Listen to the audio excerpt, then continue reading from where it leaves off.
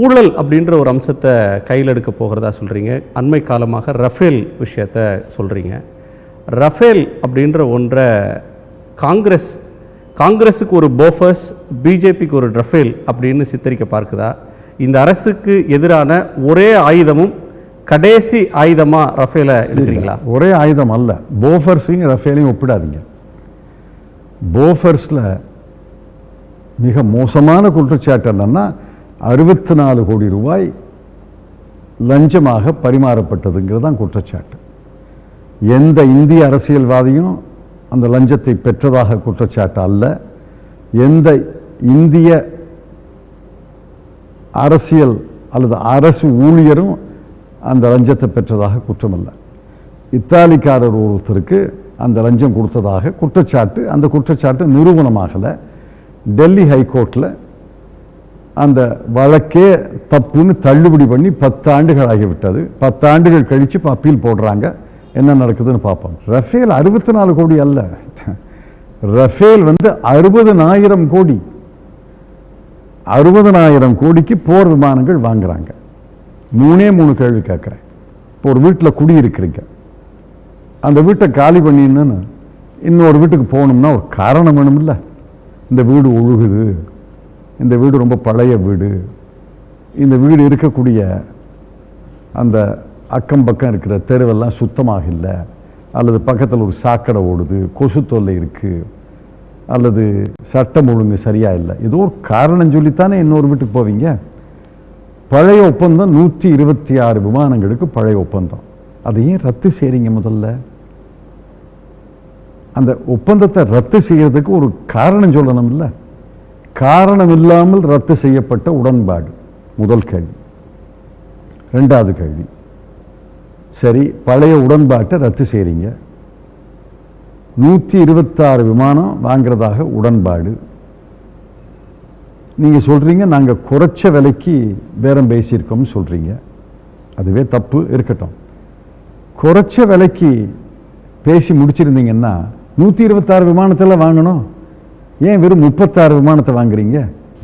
3வது கேள்வி, 60,000 கோடி ரூபாய்க்கு உடன்பாடு போடும்போது அதற்கு ஈடாக 30,000 கோடி ரூபாய் இந்தியாவிலிருந்து அவர்கள் இறக்குமதி செய்யணும், நம்ம ஏற்றுமதி செய்யணும்.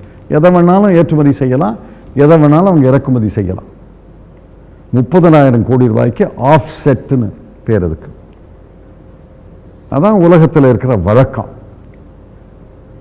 இந்த ஆஃப்செட் செய்வதற்கு ஹிந்துஸ்தான் ஏரோநாட்டிக்ஸ் லிமிடெடுக்கு தகுதி இருக்கா இல்லையா?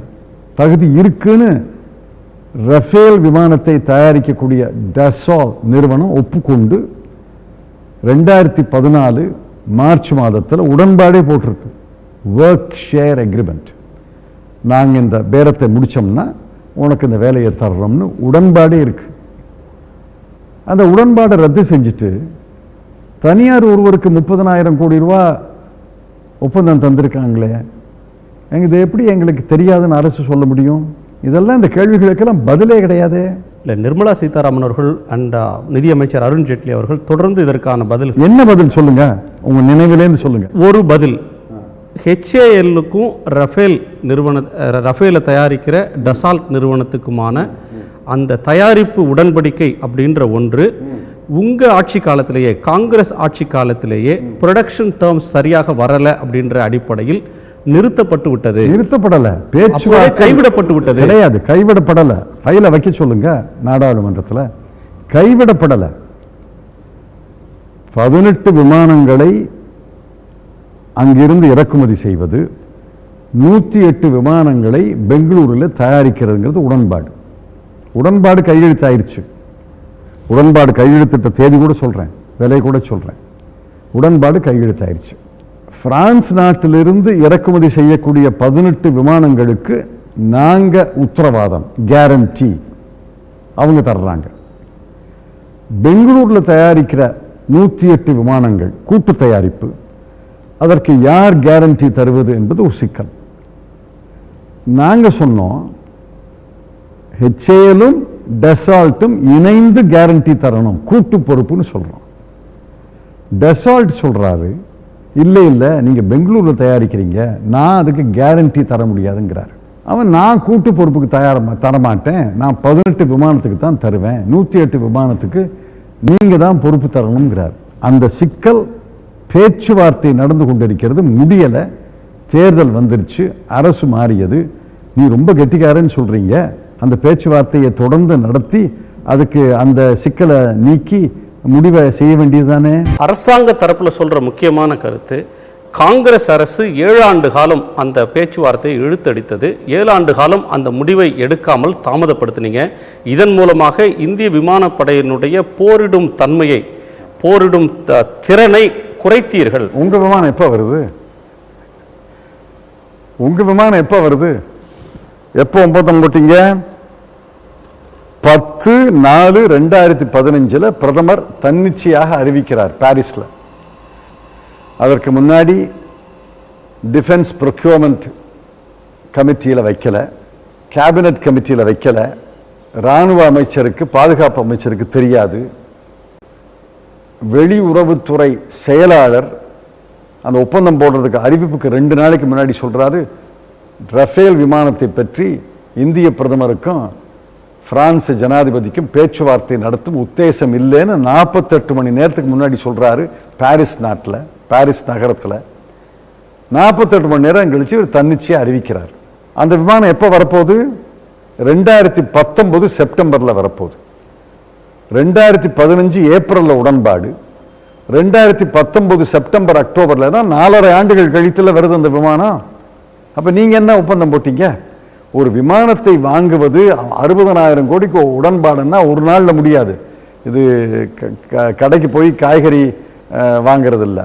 விமானம் நம்முடைய தேவைக்கு ஏற்ப விமானம் தயாரிக்கணும், அவன் தயாரிச்சு தரணும். ஆக 4.5 ஆண்டுகள் கழித்து தானே முதல் விமானமே வரப்போகுது. அது வந்த அன்னைக்கு தானே நிச்சயம். இதற்கு எதிராக 3 பேர் தொடர்ச்சியாக உங்களுடைய குற்றச்சாட்டுகளுக்கு பதில் சொல்லிட்டு. யாரு சொல்லியிருக்கான்னு எனக்கு ஒருவர் தெரியல. நிதியமைச்சர், இன்னொருவர் பாதுகாப்பு அமைச்சர், இன்னொருவர் விமானப்படையினுடைய தலைமை. நிதியமைச்சர் என்ன பதில் சொன்னார்? நான் கேட்ட கேள்விக்கு என்ன பதில்னு நினைவிலேருந்து சொல்லுங்க பார்க்கலாம். 36 விமானத்தை எப்படி வாங்கினாங்க அப்படின்னு நீங்க கேட்கிறீங்க. 36 விமானத்தில் 36 விமானத்தை மட்டுமே வாங்குறாங்க, 126 வாங்கல. அவர்கள் சொல்வது 18 விமானங்கள் மட்டும்தான் பறக்கும் நிலையில் ரெடி டு ஃப்ளை அப்படின்ற ஒன்றை வாங்குறதுக்கு நீங்க உத்தேசித்திருந்தீங்க. 18க்கு பதிலாக நாங்க அதை விட 36 வாங்கி இருக்கிறோம், விலைக்கு வாங்குறோம்ன்றாங்க. 108 என்ன ஆச்சு? 108 இங்க தயாரிக்க போறாங்க. எங்க தயாரிக்கிறாங்க? எங்க இருக்கு உடன்பாடு? நாக்பூர்ல அந்த நிறுவனத்தில். தப்பு. 108 அவன் தயாரிக்கல, அவன் ஆஃப்செட் பண்றான். ரஃபேல் விமானம் நாக்பூர்ல தயாரிக்கிறதுக்கு தொழிற்சாலையே கிடையாது. அதற்கு தொழிற்சாலை வேணும்னா பல்லாயிரம் கோடி ரூபாய் முதலீடு வேணும். 108 விமானம் இங்க தயாரிக்கிறதே கிடையாது. அதுக்கு டிரான்ஸ்ஃபர் ஆஃப் டெக்னாலஜியும் கிடையாது, உடன்பாடும் கிடையாது. இவங்க ஆஃப்செட் தயாரிக்கிறாங்க. அதாவது விமானத்துக்கு சம்பந்தம் இல்லாத வேறு பொருள்களை தயாரிச்சு அனுப்புறாங்க. கதவு, சீட்டு, ஜன்னல்னு தயாரிச்சு அனுப்புறாங்க. ரஃபேல் விமானத்துக்கும் நாக்பூர் தொழிற்சாலைக்கும் சம்பந்தமே கிடையாது. நாக்பூர் தொழிற்சாலை புகைப்படத்தை பார்த்தீங்களா? ஒரு கோடவுன், அவ்வளவுதான். ஒரு கோடவுன் மாதிரி ஒரு கட்டணம். அதில் ஆஃப்செட் தயாரிக்கிறாங்க, விமானம் தயாரிக்கல. 108 விமானத்துக்கு பதிலே கிடையாது. அவர்கள் சொல்லக்கூடிய இன்னொரு கருத்து பதில், நீங்க ஒரு நிறுவனத்தை மட்டும் குறிவைத்து சொல்றீங்க. 30,000 கோடி ஆஃப்செட் அப்படின்றதுல ரிலையன்ஸ் டிஃபென்ஸ் அப்படின்ற நிறுவனம் பங்கு அப்படின்றது 10%. ஆதாரம் கொடுங்க. 100 கம்பெனிகள் இது மாதிரி நாங்க பேசிட்டு இருக்கிறோம். டசால்ட் நிறுவனத்தின் தலைவர் சொல்றார், டசால்ட் நிறுவனத்தோடு நாங்கள் ஒப்பந்தத்தை போட்டுட்டோம், 100 நிறுவனத்தோடு பேசிக் கொண்டிருக்கிறோம். 100 ஒன்றுதான் சொல்றேன். செய்தி ரிலையன்ஸ் டிஃபென்ஸ். டசால்ட் நிறுவனமும் தனியார் நிறுவனமும் சேர்ந்து 2016 அக்டோபர் மாதம் வெளியிட்ட பத்திரிகை செய்தியில் 30,000 கோடி ரூபாயும் இந்த தனியார் நிறுவனத்துக்கு உண்டு அப்படின்னு சொல்லியிருக்கு. எடுத்து பாருங்க. இந்த தனியார் நிறுவனம் தன்னுடைய ஆண்டு அறிக்கையில 30,000 கோடி ஆஃப்செட்டும் என்னை சார்ந்ததுன்னு சொல்லியிருக்கு. பாக்கி 99 நிறுவனம் பேரை சொல்லுங்க, நாங்க போய் விசாரிக்கிறோம். 2016 அக்டோபர் மாதம் Dassault and the private sector partner have disclosed in an October 2016 press release, quote, will be a key player in the execution of the offset obligations. நான் தேதி கொடுக்குறேன், மாசம் கொடுக்குறேன், வருஷம் கொடுக்குறேன். இது வரைக்கும் இந்தியாவில் எந்த நிறுவனமும் முன் வந்து நானும் டெசால்ட்டுக்கு ஆஃப்செட் பார்ட்னர்னு சொன்னதே கிடையாது. சொல்லுங்க பார்க்கலாம். இல்ல அதை சொல்ல வேண்டியது அரசாங்கத்தினுடைய சொல்லலையே பொறுப்பு. அரசு. அந்த கம்பெனியுடைய பொறுப்பு. அந்த கம்பெனி சொல்ல கருத்து தான் நான் சொல்ல முடியும். அந்த கம்பெனியும் சொல்லல, அரசும் சொல்லல.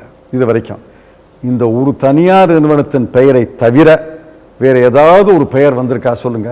ஒரு கம்பெனி பெயரை சொல்லுங்க.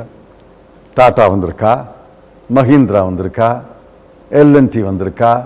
ஒரு கம்பெனி பேரை கூட நான் படிக்கலையே இது வரைக்கும்.